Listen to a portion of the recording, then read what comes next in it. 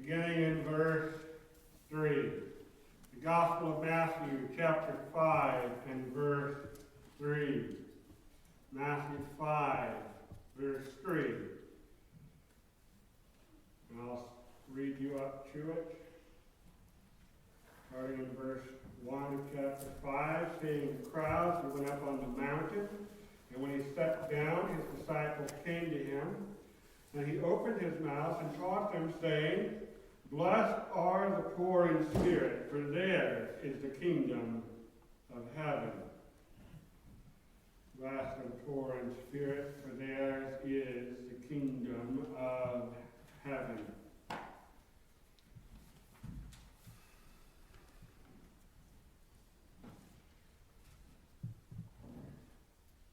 The word that we so often translate blessed, and your translation will say happy. It is the Greek word makarios. To understand what is happening in the Beatitudes, and indeed to understand what is happening in the entirety of the Sermon on the Mount, you must understand what makarios actually means. Blessed, for us in our context, it carries a little too much as a theological overtone. Happy has too many psychological overtones. In fact, happy becomes quite problematic a few Beatitudes in when it says, happy are those who mourn. There is no single word in English language that can convey exactly what makarios means. In order to get the real idea, the meaning of that word, we have to use a phrase in our language. The best that I can come up with would be, you're living optimally when you are poor in spirit, for yours is the kingdom of heaven. You're living optimally who are poor in spirit, for theirs is the kingdom of heaven. Makarios is kind of a technical term. It's used a lot in the Greek philosophy when they're looking for the absolute best way to live, and not the best way to live as in your best life now, lifestyle for rich or famous kind of best way to live, but they're looking for that set of virtues, that guiding principle, that philosophy that will cause you to get the most out of life, to live in the best possible way. They're looking for the guiding virtue, the virtuous life. And here Christ, in the beginning of this sermon, announces that the way has arrived, that the definitive philosophy has come to us. It is a philosophy that is founded in a right theology. And it is a theology and a philosophy that comes to us direct from the author of life. Let us not forget who it is that is speaking here. This is Jesus the Messiah. This is Jesus, the Son of God, from John 1:1. He was in the beginning with God, and he was in the beginning God. By him all things were made. Nothing is made apart from him. He is the author and he is the sustainer, and he is not only the author of the original creation, but the whole purpose of the gospel, the whole idea of Messiah, is that he is the author of the recreation. He is the author of the new creation. He is the new and better Adam, of the new and better garden, the new and better heaven, and the new and better earth. He has every right to make the sort of universally exclusive claim that he has just made. He can tell us how we ought then to live. He can answer that question for us in a way that no one else can. He can wield the sort of authority that is needed in order to answer that question. The question is not going to be answered in the way that you would expect. The answer to the question is not something that human wisdom would have ferreted out. The answer to the question How then should we live? What is the optimal way of life? What is the true way to life? It does not take the turns, it does not follow the course you would think.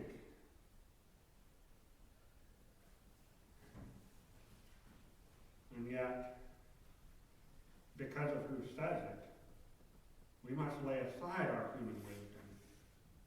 We must lay aside our human wisdom. We must lay aside our ideas of propriety. We must lay aside all that we think we know, and we must yield ourselves to listen to this voice and to follow his direction. We must do this, and it is urgent that we must do this, for there is a great disease rampant among us. Oh, and it has been for some time. For most of recorded history, it has been rampant among us. It is the most infectious disease that has ever been on the face of the planet. It infects 100% of the population.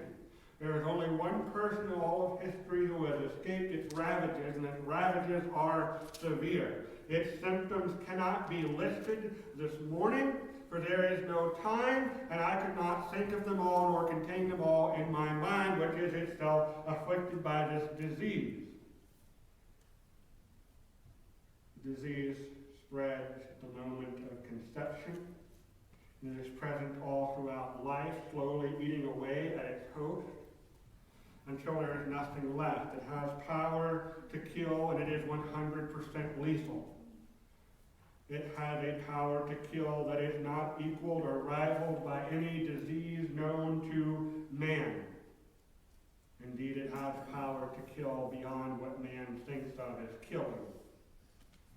And despite all of these grave and terrible facts, you will not find this disease listed in the database of the CDC or the WHO. The governments of the world have no contingency plan for it. In fact, they seem blissfully unaware or unconcerned with it. The news media, though they love to stir up a panic, I think, do not talk about it. There is no hospital that is equipped to treat it. There is no doctor that will recognize it or write you a prescription for it. There is no pharmacy that carries a drug against it. There is no vaccination available.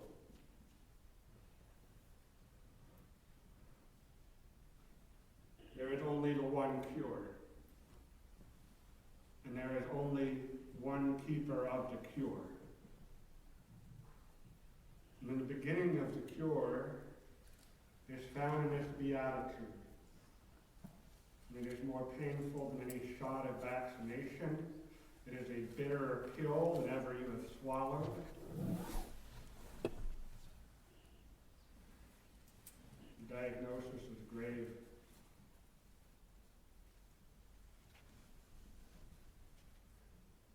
Let us pray. Father, I am weary. Indeed, I am overcome with weariness. My heart trembles at the news of the day. Lord, there is a grave disease loose, and it seems that those who have been sent out to treat it, they have lost sight of what it is they do.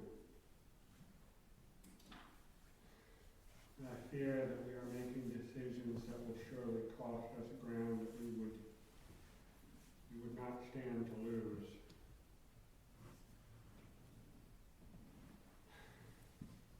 Lord, I stumble over my own words. My thoughts are not clear, joined together cohesively. My heart is charged in a lot of different directions, and I do not know what to do.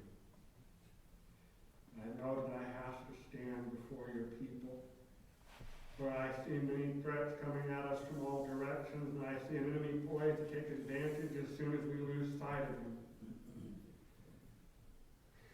I must stand before the congregation and sell my life in their protection, but I cannot see all that comes against us.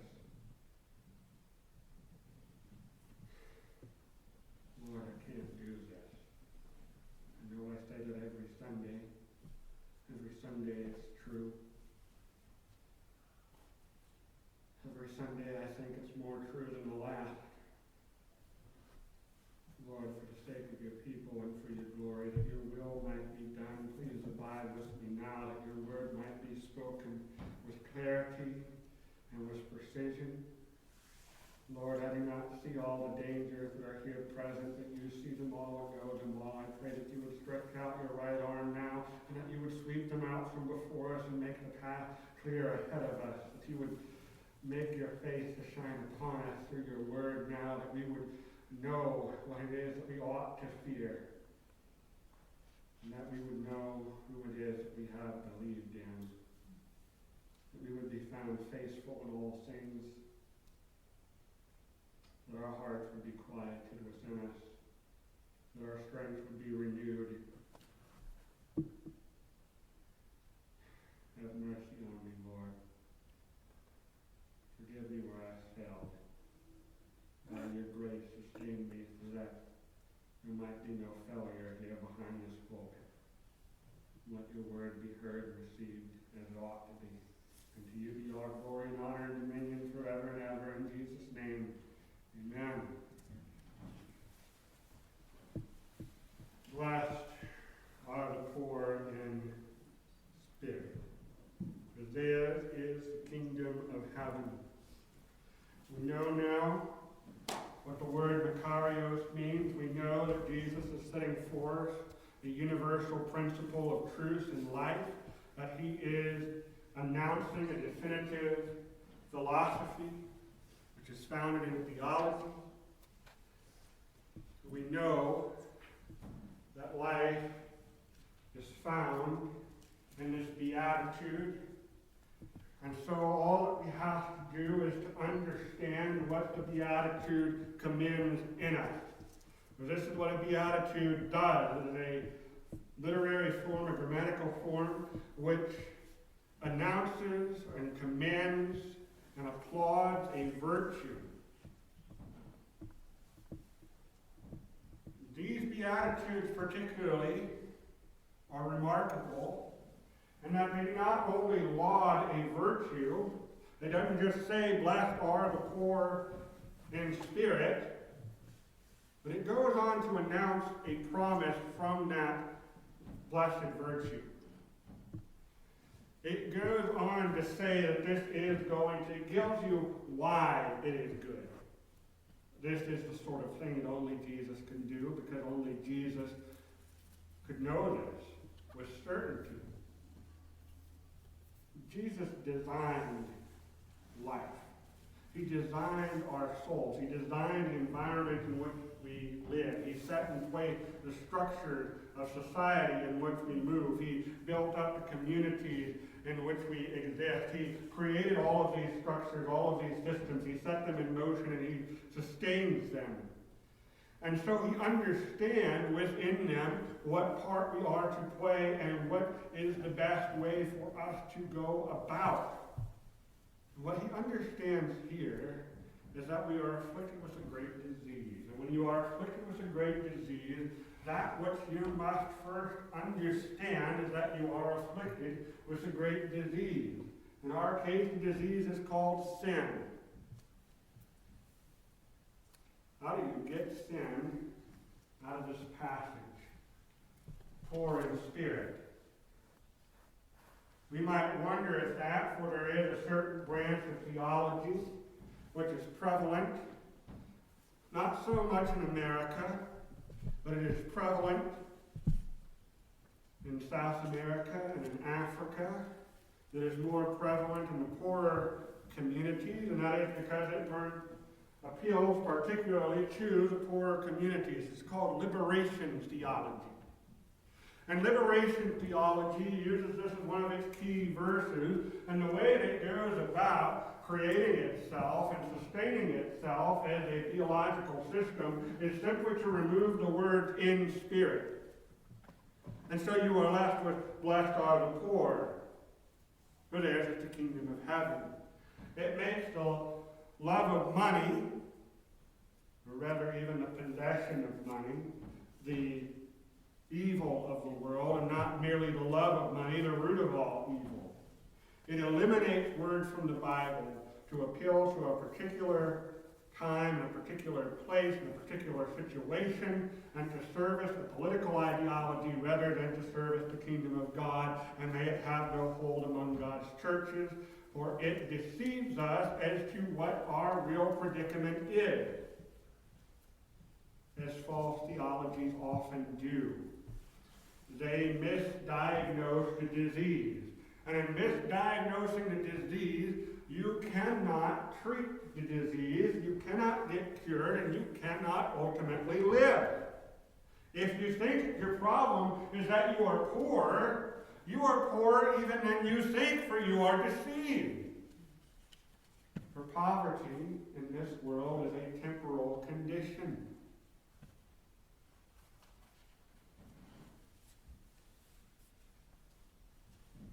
Even if that is not a poverty of money. Even if your poverty is a poverty of the flesh, if you, like me, are disabled in some way, or if you should come down with some illness or affliction of the body or of the mind, you might use this verse and you might say, well, I'm poor, and so I'm going to seize hold of it as my promised text. And simply because I am impoverished, I am going to claim the kingdom of heaven. It is as though having some form of suffering in your life, you could somehow suffer enough to earn your way into the grace of God. And make no mistake, that is the promise amended to this beatitude, which we shall come to. Know you even that if you should suffer, even as Job suffered, if you should lose all that you had, if you had much to lose, if you should lose even to your own children, if your wife should abandon you in a fit of grieving madness, if even the integrity of your body should fail you, and you should become such a miserable wretch that your friends show up, and all they can do is cry with you for a week. Even then, you have not begun to suffer enough to appease the righteous wrath of God. You cannot read this verse as anything but what it says. You cannot redefine what it means to be poor in the Spirit and come out of this with any sort of hope that can bear any sort of strength. This is desperately important in our day and age, for there is much hopelessness. I do not need to speak of current circumstances in order to drive that point home, for even at the best of times, it is clearly evident our society is desperate for hope, and they do not know where to look. Their problem is that they don't really understand what their problem is. They don't recognize the disease that they have. They are like men who have terminal cancer and think they have only the common cold. They are like men who are afflicted with diseases that will kill quickly, and they think that they merely have an allergic reaction. They are like men with poison coursing through their veins, which shall soon undo them.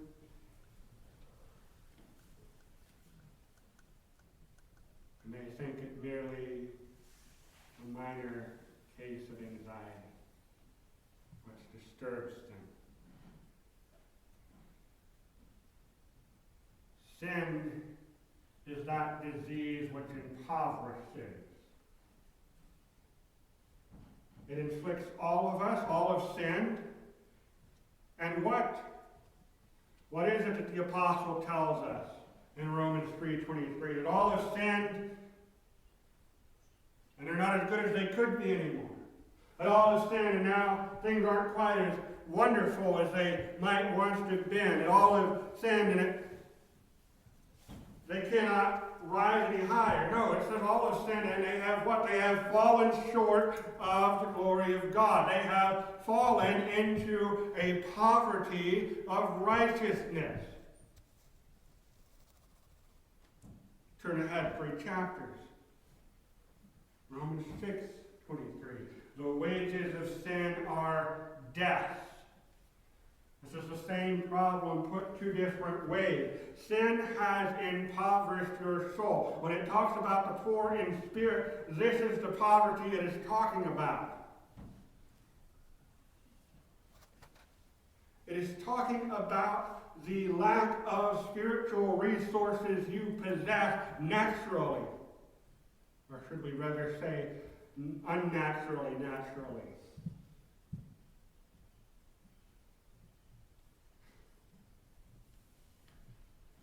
The moment Adam and Eve fell in the garden, that action puts them in deficit. And all of their descendants are put in deficit. For their unnatural nature is passed down to each of us, and we in turn heap more debt onto our debt. We take in death to ourselves, even though we already have death aplenty. We pile up sins as though we were building up capital, little realizing that we are actually digging a deeper pit into which we can fall. We have fallen. We are earning negative wages. It is like a man who goes to work, and rather than receiving a paycheck and going to the bank, he receives a bill for his work. This is the poverty of what it speaks. And how great is the poverty? There are men among us, men with platforms to stand on, men whose voices are heard in the midst of our culture, and they proclaim that they are dressed in garments of white, fine raiment, which will surely win them into the courts of heaven with great applause and esteem. And yet the Bible tells us that all of our righteousness is as filthy rags. Even the best among us, the greatest saints of yore, they are wretched sinners, and they are not fit to appear before the King of Kings and the Lord of Lords.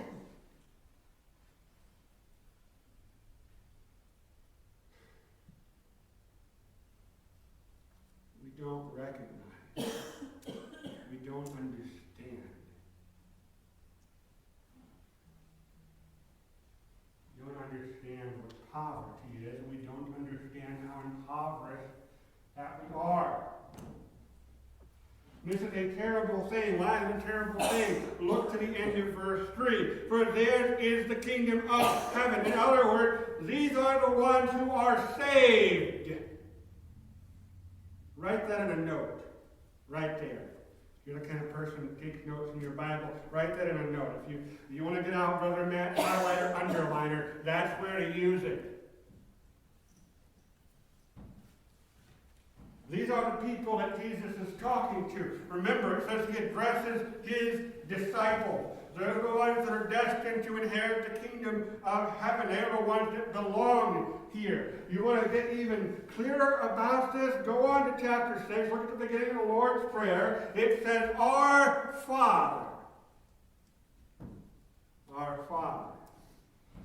Jesus is talking to the redeemed. He is talking to the elect. He is talking to those who will receive his grace. And that's really the key right there, the receiving of grace. But he announces these people. He does not say those who receive grace, that they are blessed, that they are Makarios, they are living well when they are receiving grace. He doesn't say it that way. He doesn't just say that the elect, that they are living well because theirs is the kingdom of heaven. He does not say that. He doesn't say it that way. What does he say? He says that you are living well when you are poor in the Spirit. This is not a one-time event. This is a way of living. This is a way of life. This is a state you get into and you stay there. He says it this way because it has application not only to the first step you take, and it is most necessary for that step, but for every step after that you take. It is most necessary for your first step because without this understanding, without the realization of your spiritual poverty, without the realization that you are a wretched sinner, utterly deserving of nothing more and nothing less than total eternal damnation under the holy wrath of God. Without that understanding, you will never make the first step because you will see no reason. Who goes to buy a pearl of great price who does not first realize they do not have any pearl at all? In fact, they have nothing of any value.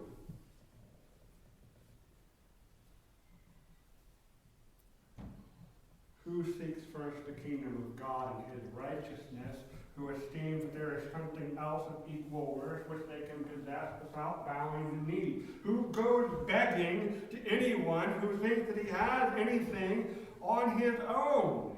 No one. Who goes to the doctor when they do not think there is at least a possibility that they could become ill or that there is some problem within their body that needs to be detected and treated, lest it should bear them down to the grave? Oh, wretched people that we are. We realize the poverty of our own body, which, by the way, is only a result of the disease of sin. The decay of your body, its collapse, its brokenness, all the flaws and faults that you find with it that must be treated and addressed. All of these things, they are only the result of sin. For before sin, there was no death and decay and no problems like this. The dragon cancer, which afflicted me, it was not present in the world before Genesis chapter 3. And yet we see these symptoms and we take them seriously. And we raise up among ourselves men and women who are skilled in the treatment of these symptoms of sin, and we go to them regularly and we pay them exorbitant amounts of money, and we esteem them highly, and we listen to their words and take their advice and look for their input, and we follow their prescriptions and their treatment, and we subject ourselves to all sorts of humiliating positions and to painful procedures because we trust in them to deliver us from these things. Oh, and we have others who are called counselors and psychologists and psychiatrists, and when there is some flaw in our mind that we perceive, we go to them and we open ourselves to them. We bare our hearts before them, and we let them put us into all sorts of vulnerable positions, and we spend all sorts of money, and we esteem their words. We do all of these things, and yet when it comes to the disease of sin itself, when it comes to the primary cause of all of these other things, we do not esteem anyone to be our physician. When is the last time you sat down with a minister of the gospel and you bared your soul before them and said, here now is what afflicts me. This is the sin which plagues me. Tell me how to treat it. When have we last called the minister in the midst of an episode of temptation and have cried out for him to come quickly and help us as we would call for an ambulance if we were to have a sudden heart attack of our physical heart? And yet, all of these things which we take so seriously are temporary. This body, which has had so much time and effort poured into sustaining it, one day it will fail. And it will return to the dust from which it came. And someday it will be raised again, and it will be absolutely perfect. It will no longer be blind. It will no longer be ugly. It will no longer lack strength. But the mind will be as sharp as ever it was, indeed sharper. And so it will be for all of those who are in Christ. And we ought to know these things. But that thing which is eternal, that thing which will always be with us until it is finally removed by the great physician, that which might actually impact in a way that echoes into the halls of heaven, that thing we take least seriously of all. There are many among us who would not think to treat our own diseases. There many among us who would not think to write out our own prescriptions, for we know that we lack the fullness of wisdom in that, and yet every single one of us seems capable of handling their own sin without any input or advice or community help whatsoever. I am greatly convicted of this, for I have been reading in Richard Baxter. I know he has pummeled me nigh unto death with my lack of resolve and my lack of commitment to act as that which I am called to be, a physician under the great physician, to care for the sheep, to be an under shepherd of the great shepherd. And what shepherd, seeing that his flock is diseased, would not take steps to treat that disease, and if he were not able, would not pick them up and carry them to the great veterinarian? Yet in Baxter's own day, he saw that men were neglecting this ministry, and he feared then that if they continued to neglect, and so too the people would begin to neglect the care of their own souls, and so we would come to a place where the duty of a pastor is no more than to stand up on Sunday morning and to administer medicine as a general talk. Behold, the man prophesied but did not know it, for here we are. I think the problem is that we don't understand our poverty. Or if we do, we understand it only once and then we lose it. We are so bent on building ourselves up, on making ourselves feel good, that we continue to talk of the grace of Christ until we think that it is something that is due us, that is owed us, that is ours by some divine right. How can this be? We speak of gratitude, and yet we act ungracefully. We speak as those who have always owned. And while from some theological standpoint perhaps that may be the case, the Bible nowhere condones a like attitude about the grace that is extended us. It does not say to work out your salvation with levity. It says to work it out with fear and trembling, realizing it is God himself who is at work. It says to seek first the kingdom because that is the only thing that is worth anything.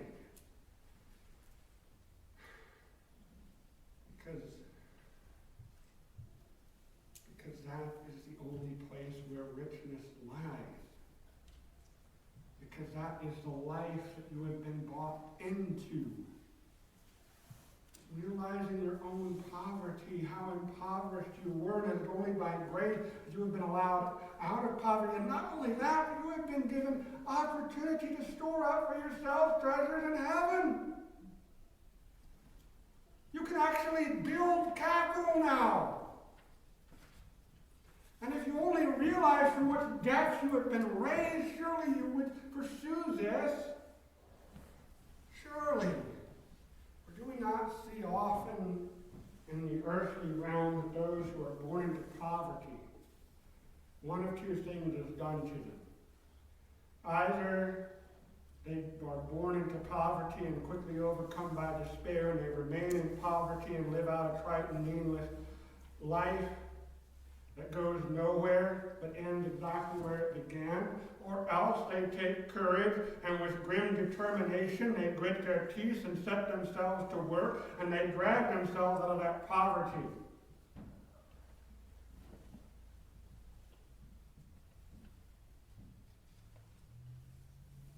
We cannot drag ourselves out of poverty. But if we take determination and we take courage and we seek a way out, we are told that we will find, and someone will come along with the gospel of Jesus Christ, and his grace will be extended to us, and by faith we will receive that gift, and we will be raised out of poverty. But oh, what becomes of those who are so raised out of poverty? How many do not appreciate the gift that is given them for a thing to come so easily? And so they squander it. They throw it away. As though that which was once given them will surely come again. They do not think of it. They do not think to use it wisely. They do not think in a way of gratitude. But they fall into complacency, into entitlement, into all sorts of evil that leads them astray, and they squander the wealth that was lavished upon them and end up leading trite and meaningless lives, which are soon forgotten as they end exactly where they began. There are some few who do not forget the condition out of which they came, and who, taking stock of their own resources daily, realize they have nothing of their own, that they have earned nothing, that they have worked and gained nothing, but they have been given an opportunity without themselves, and another who possessed great riches has lavished upon them riches, and they have been given talents with which to go and do things that they in themselves cannot do. And these are those that succeed, whose lives count for something, who make an impact. In the kingdom terms, they make an impact that is everlasting. And they die in a place that they were not born. They have moved somewhere. These are the ones who are not poor, for they recognize their own poverty.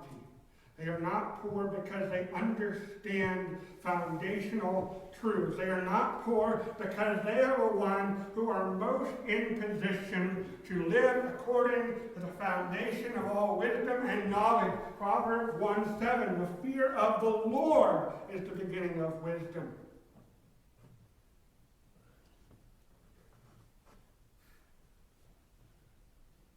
We cannot fear the Lord completely or totally as we ought. We cannot hold him in the high reverence and regard which he is due if we do not understand what our position in relation to him is before Christ and what it is after Christ.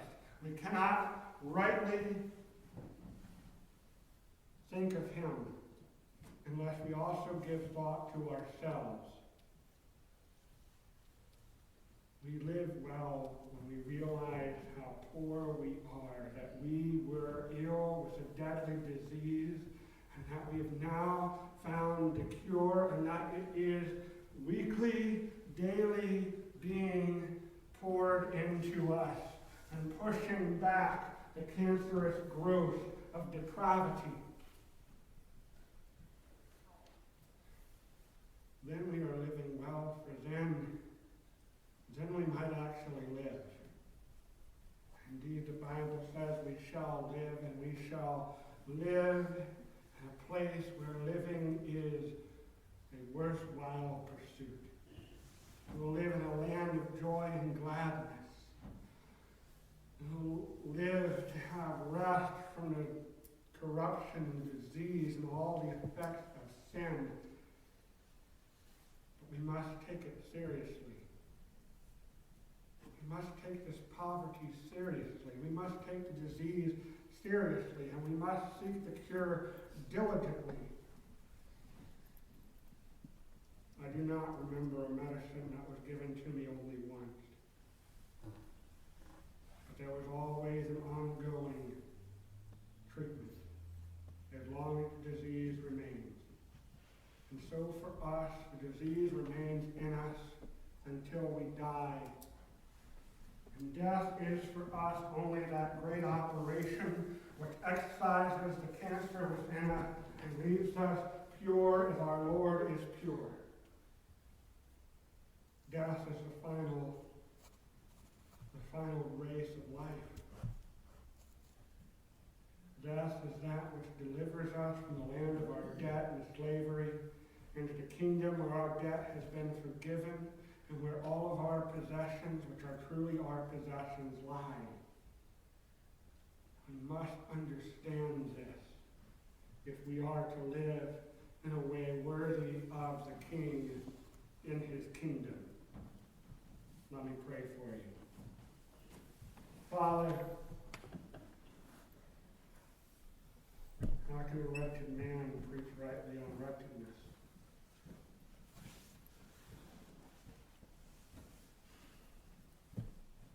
Lord, the only hope is in your word and its fullness and its glorious richness of grace. cure of sin, wants in justification and continually in sanctification. Lord, I rest upon the promise that once open it shall not return empty, though it be proclaimed in the meanest voice, by the slowest and dullest mind, by the soul that is faint and lacks strength. Lord, may we see ourselves as we are. May we esteem your gift of grace as we ought. May we not be like that debtor in the parable who owed more than he could ever possibly dream to repay. He was forgiven. And yet, not realizing what had been done, he turns around and with an evil, unforgiving, unyielding heart demands some trifle of another. Lord, may we be better than this one. May we not think ourselves like the Pharisee in that other story, proclaiming our gratitude that we are somehow superior to other men. But Lord, apart from your grace, we are nothing. So let us be like the publican and come before you begging mercy, wretched sinners that we are. May we never lose sight of this, that in all we do, we should not try to rely on our own strength or our own wealth. We should not think that we can rid ourselves of disease, but that we should humbly submit ourselves to your power and your wealth, giving you all glory and seeking your hand to administer the cure through your word, and through all the discipline, and through the ministry of those men, women that you have put in place to serve us. Lord, may those in ministry realize that they also need help and treatment in the ministration of the gospel to their souls. Lord, may all those who seek such things find in abundance. To your glory, your will be done. In Jesus' name.